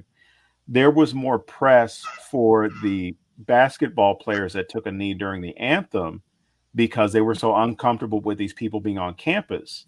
They took a knee for the anthem, or during the anthem, and the national news covered that, but did not cover the few dozen people that showed up with Confederate flags and Confederate uniforms, with some very suspect literature that they were handing out.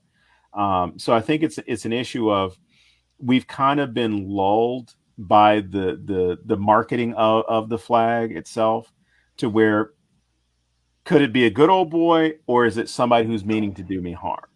But if it's specifically, hey, there's a Black Lives Matter protest, or there's a student worker protest, and someone shows up with that, they're making it very clear where they are. The other thing, and I wanted to piggyback off Dr. Jager. One of the things that the United Daughters Confederacy did that's even more lasting than the statues was funding textbooks, and then also developing the curriculum. So when you would have these textbooks that were talking about the Confederacy, it was never put in terms of traitors, treasonous. It was always put in. It was put in a much lighter context, to where it took a lot of the agency away from the Confederate government and the Confederate soldiers and Confederate military, to where it was making it seem as though the Civil War was something that happened to them, as opposed to something they participated in.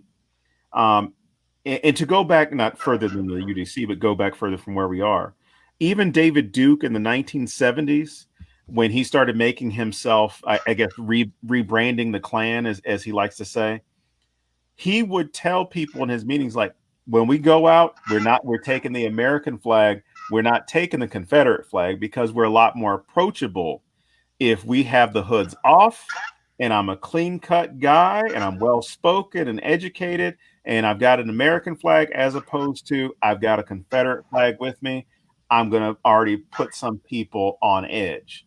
So I need to be able to bring them in so that they're not threatened. So even in the 1970s, he understood that's not something I need to have. If I'm going to protest against integration, against busing, I need to appeal to people some other way, which in a sense is even more dangerous, because then you get the casual racism.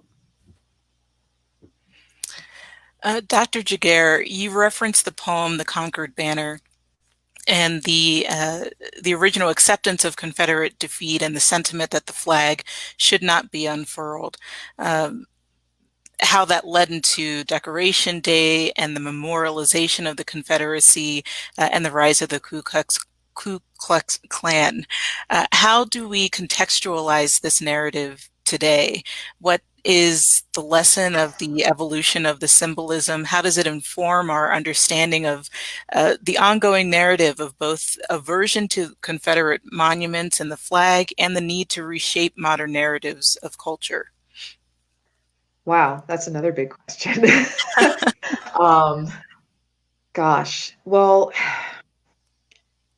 I think what we see happening is, there is this perpetual thread of Southern white resistance to the ultimate outcome of the war.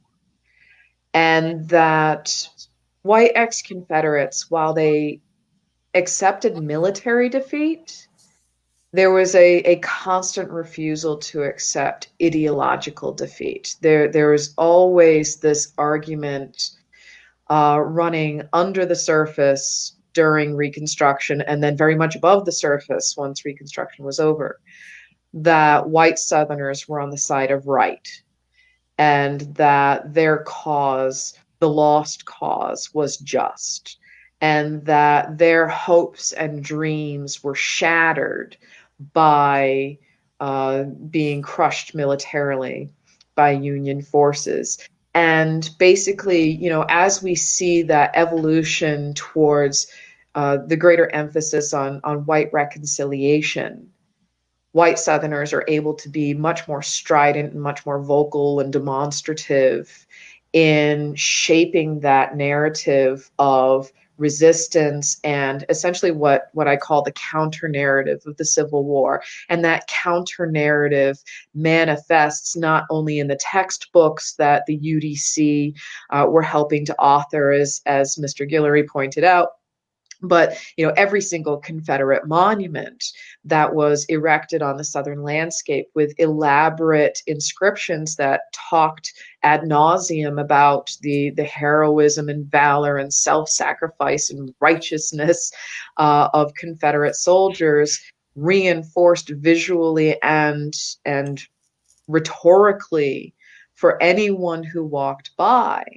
this counter narrative to embed itself into the public consciousness, that these symbols and that these ideas and that placing Confederate soldiers and Confederate ideas on literally and figuratively on a pedestal is acceptable.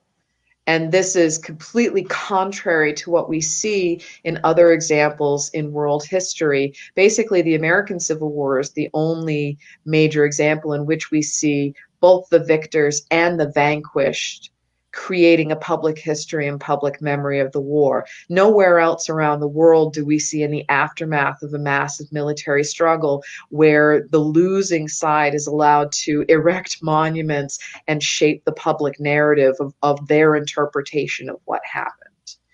And so, how we look at the Civil War and the existence of these symbols and how we can understand, why we're still debating why they're on the landscape today is because that counter narrative, that dual narrative of the war was allowed to exist in the first place. So it is as much about Southern white resistance as it is about Northern complicity in letting all of this unfold.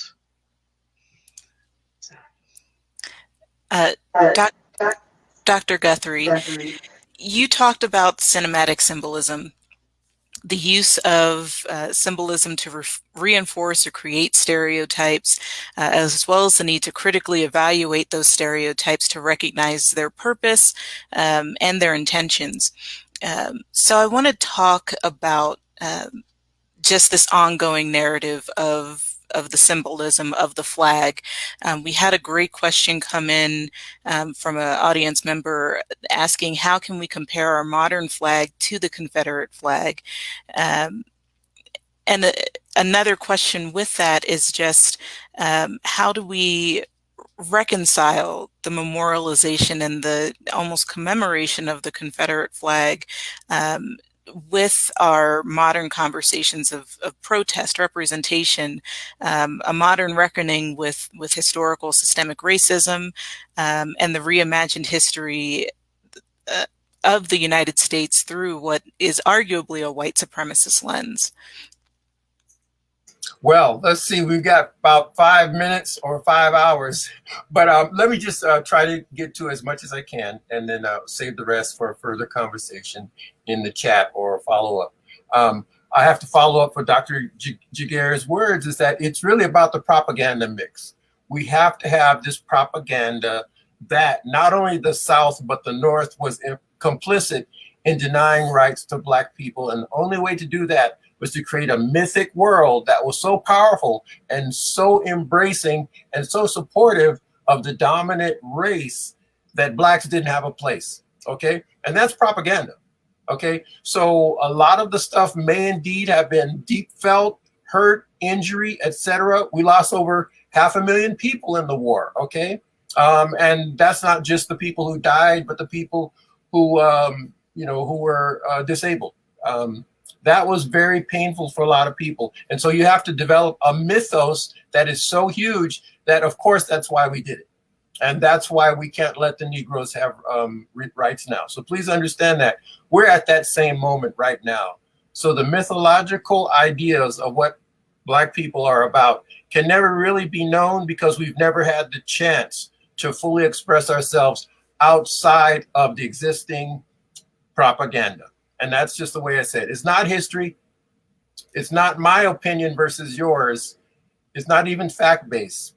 We have to have a mythos or a story that verges on propaganda to really understand what this war was fought about. Okay, so I say we use the images like the flags and the symbols that are all around us in a way that will sustain the society to hold it together. Because if Black folks had their full rights and were able to take over Congress and the Senate and the president's office, then many of the whites, North and South, felt that they would lose their privilege, they would lose their property, they would lose their lives as they understood it. And that was unconscionable. It just could not be understood. So moving from there to what the American flag means with those 13 stripes and the blue field and the 50 states, wow, that's a need for another whole program, Kara. But let me just say this, Francis Scott Key wrote a song. It was a poem in the War of 1812, and it was called The Battle, what is it? Star Spangled Banner. And he set it to a British drinking song. So songs you sing in the pub or in the bar once you get drunk. It was a British song that he set this tune to, and it was said because he wanted to show the legitimacy of this new nation state that, yes, was going to enshrine slavery, and yes, was going to enshrine class-based oppression of lower class whites, Negroes who were enslaved, and everybody else, for the idea of what America could be. And I'm not saying that you can't salute the flag or understand it, but those 13 stripes for the 13 colonies, those were slave colonies for the most part. You know, the Pennsylvania, New York, Massachusetts, they were on the verge of eliminating slavery in 1776, but they never quite got there in time, let's say, by the end of this, the Revolutionary War. And so when we honor the flag with the 13 stripes and the blue background and the stars, we really are honoring a type of nation that never really existed for most of the people, Native Americans, Blacks, women, etc. So just be aware that can be a very painful thing as well, because that's what we live for, and that's what, for many people who serve in the military, that's what they died for. And I would say this, for the school teachers also who have to teach this stuff, they also put their lives on the line. So just as you sign up for the military and go abroad, you sign up to be a school teacher and try to teach this, you take your life into your hands. And I mean that with all sincerity, because a lot of the people who have to do this job, they risk their life by trying to tell the truth. And if they want to hold onto their job, sometimes they can't tell the full truth.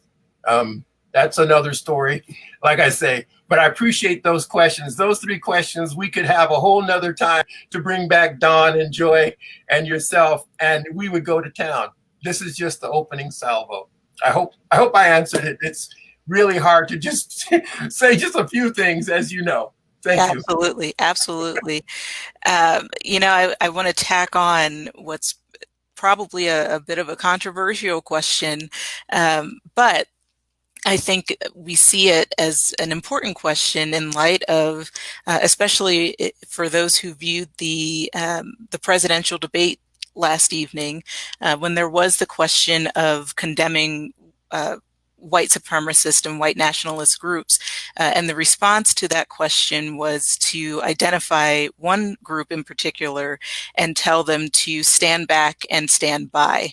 So a question was asked, is it important for the president to condemn the use of the Confederate flag in this context, understanding that this is the history of it, this is how it's being used? Is that condemnation important? And Dr. Guthrie, I'll ask that same question to you. Oh, I was going to yield to my panel. But yes, it's important for the president to identify the history and the culture that's wrapped up in the Virginia battle flag, which we now take the rebel flag as being a symbol of the South. It's important for him to explain and know what he's talking about, that the hurtful part of it has not been fully divulged. And I don't think he has the capacity to do it. I just don't think he knows the history. That's not like he has the wrong mental capacity. I'm just saying he hasn't been trained to do that, and then has never had to do that. So that's why he stumbled last night. It didn't occur to him that he'd have to stand up and actually confront the racism in his midst, and that, yes, some of the people who are using the flag do not mean the Republic anything good. They really mean it as another battle flag for the coming race war. That is why it's there, just as Don has said, and as Joy has spoken to. So I'll just leave it there. It's important for the president to speak knowingly about supporting democracy and freedom for all if a symbol is so hurtful that he allows it to continue to be used. Well, I'd like to open that question then to the other two panelists as well, just to hear your thoughts on that question. Is it important for the symbol to be condemned? And the final thought, just with that question as well, is to just keep in mind, I want to go back to a statement that Mr. Guillory, you made of talking about the flag as symbolic of political narrative and the question of where are we going. So if, as you give just your closing remarks, if you can touch on both, is it important for this symbol to be condemned? And where are we going in this conversation? What does its use today tell us about the direction our country is going? And what does it mean for us going forward? Well, to the first question, and again, if I didn't say it earlier, thank you again for having me. But the first part of that question, it's important for any leader of a nation, whether we're talking about the executive branch, whether we're talking about senators, governors, represent whoever. It's always important for someone to make the statement to stand against racially divisive images and imagery, and also state that you don't want the support of people who are racially divisive or bigoted in any type of way. Because when you are an elected official, you are supposed to serve all of the people. Doesn't matter if they're part of your same racial group, ethnic group, nationality, religion, gender identity, sexual orientation. You represent all the people. So it's very important to point out that symbols and images like that do not represent you. You don't approve of them, and that you should not only, disavow, but you should condemn openly things like that to demonstrate that that is not part of you. Because if you don't, it's always going to be a question as to how racist you are, how sexist you are, how homophobic you are, because you're not willing to take that stand. And as far as where we're going forward, I'm normally a very pessimistic person. I should say more cynical than pessimistic. So I like to think that what was explained to me was when you start seeing stuff like this emerge, as far as the images, the actions that people are taking, it was referred to as the death knell of the death rattle of racism, because so many people are showing themselves to be racist, bigoted, or act in a certain way, that you have a lot of people who are on the sidelines before who are saying, like, that's not me.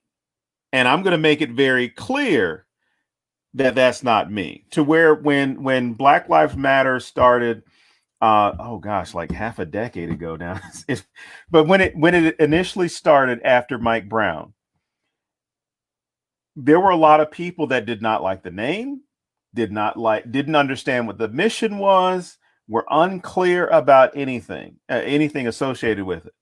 To where this past summer with the murder of George Floyd, it was very clear at that point what Black Lives Matter meant, who it was, who's involved, what the mission statement is, to where a lot of the people who were on the sidelines before or just were against it because they didn't like the name were wearing the t-shirts, we're going to marches, we're doing, calling out their racist friends, family, and coworkers, because they knew, like, it's way beyond time.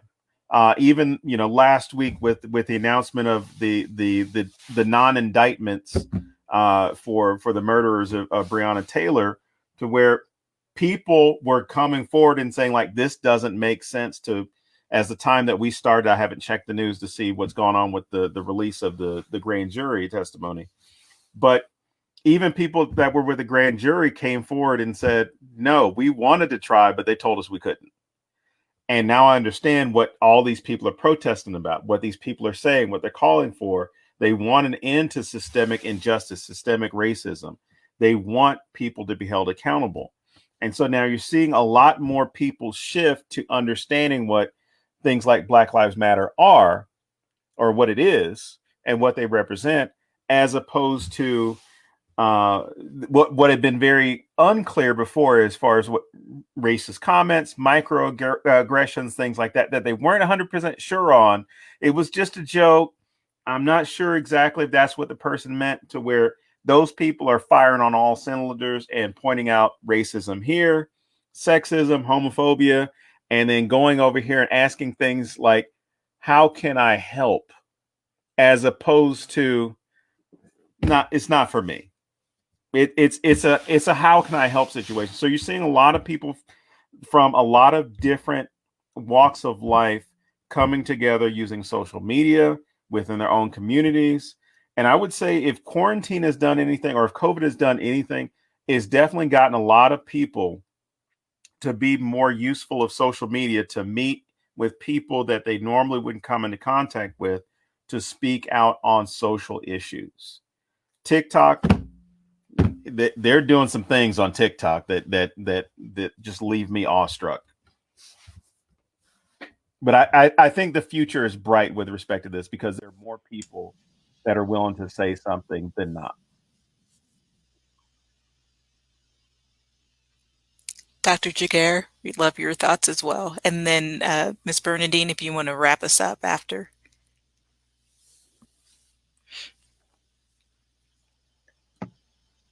Okay. Of course, I have to echo my.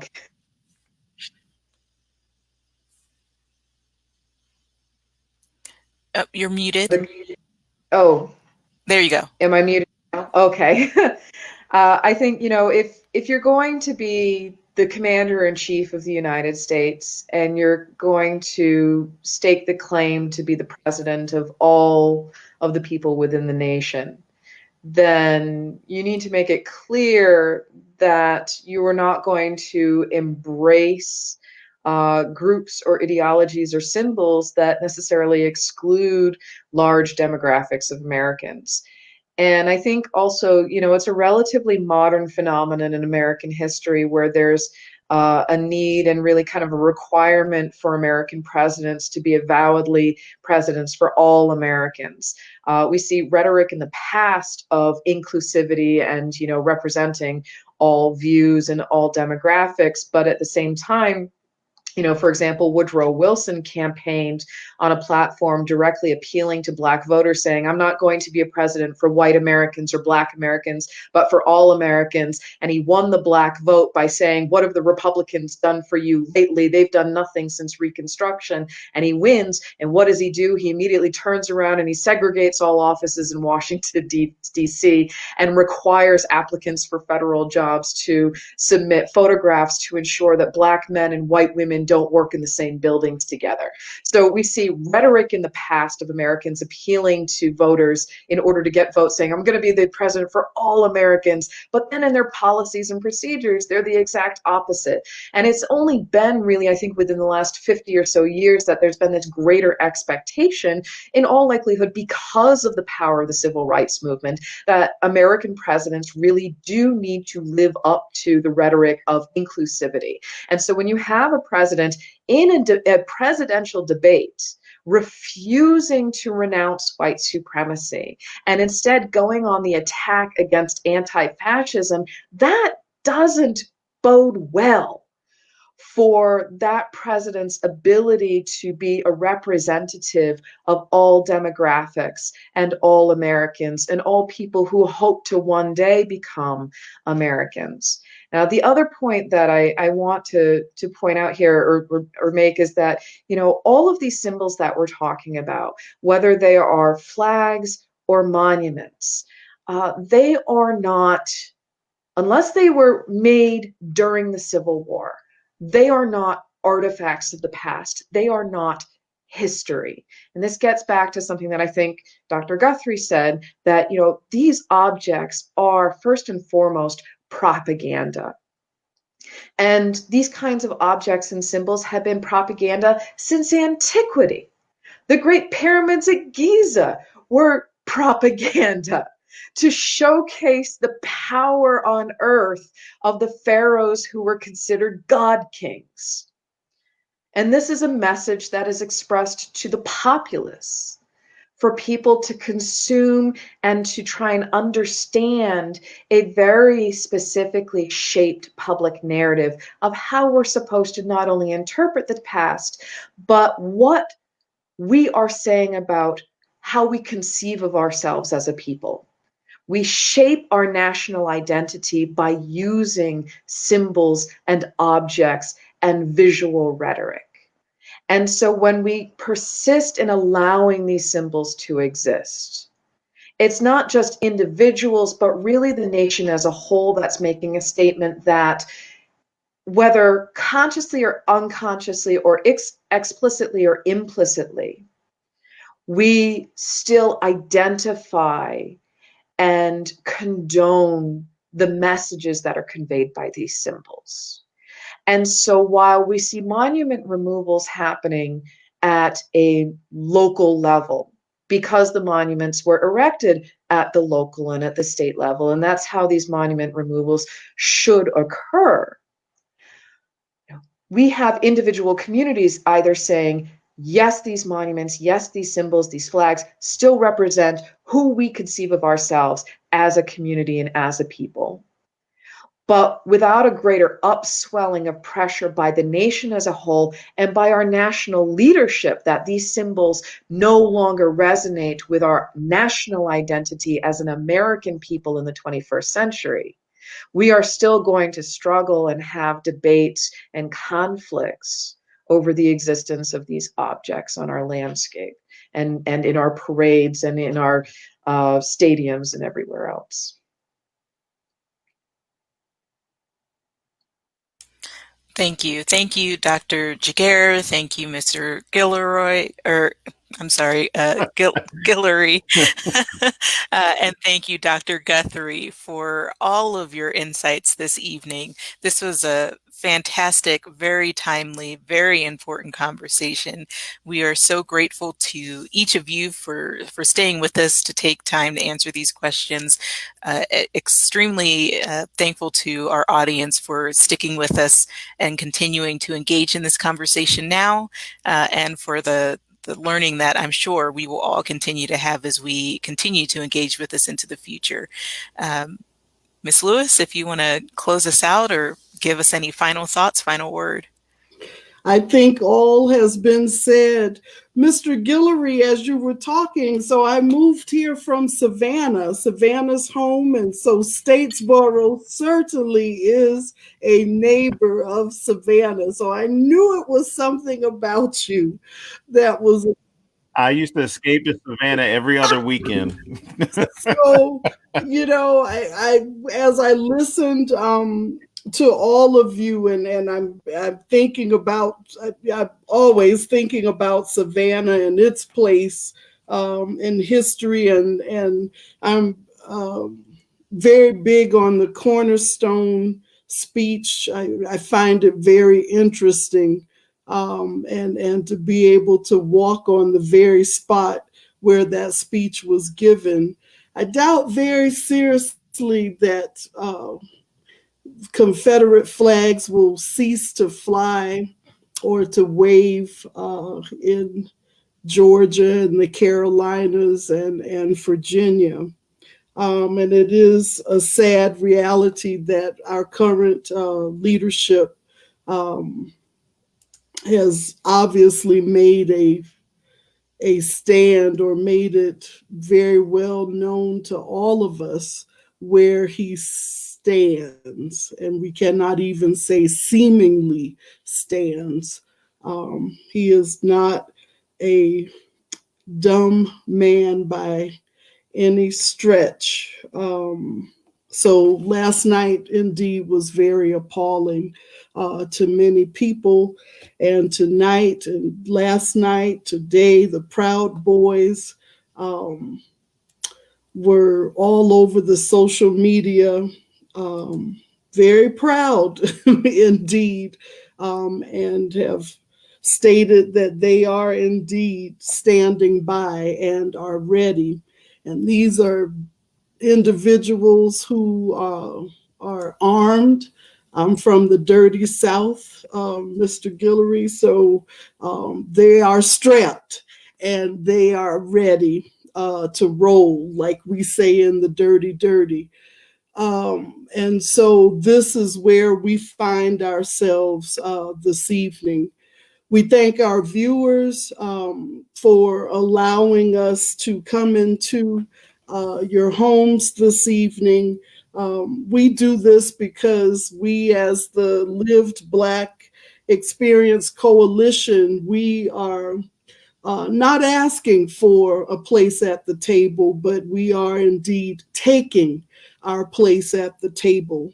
And we're not asking, may we be seated and may we be equal, but we are here saying that we are indeed equal to any other American anywhere here in this United States of America. So we thank you for allowing us to come and to raise or lift our voices.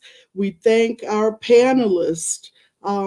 Dr. Joy, I'm just overjoyed by your presence here this evening, because anytime that you can find an accomplice who does not look like you, that speaks volumes. So thank you for the work that you're doing.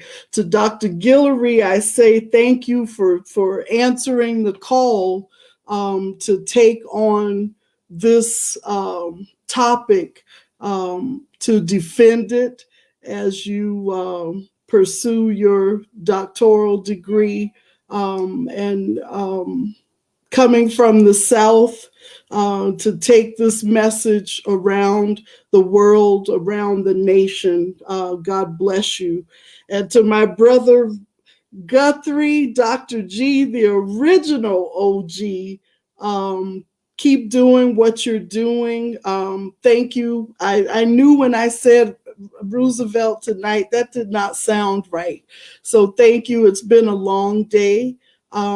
We need a part 2. We maybe even need to do the entire viewing of Birth of a Nation, and maybe both versions, because now there is a Black version of Birth of a Nation.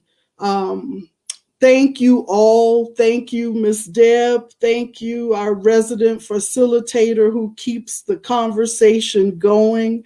She's always on point. Thank you, Sister Mayor Evans. We love you all. We love you, Flagstaff. We love everyone who is a dedicated supporter of this program. Be blessed. Stay prayed up. These are indeed trying times, but we can overcome. So with that, go in peace. Have a good evening, and we'll see you again in 2 weeks. Continue to look at our Facebook page to see what we're doing. And this Saturday, there is a town hall, and we invite you to still register and join us on Saturday for, Sister, what's the topic? One tomorrow. Yes, tomorrow we have one on race, space, Saturday? Tomorrow we have The a session town on hall. race, space. Can you hear me? Tomorrow we have a session on race, space, and segregation, and on Saturday we'll have a session on mental and behavioral health. And then on Sunday we also have another special session of this series on Turner, Newton, Garvey, and the vilification of Black activists. So we are busy. So thank you, everyone. Please go have a wonderful evening, and we'll be looking to see you here again. Take care. Peace and blessings. All right. Amen. Be well. Good Be evening. well.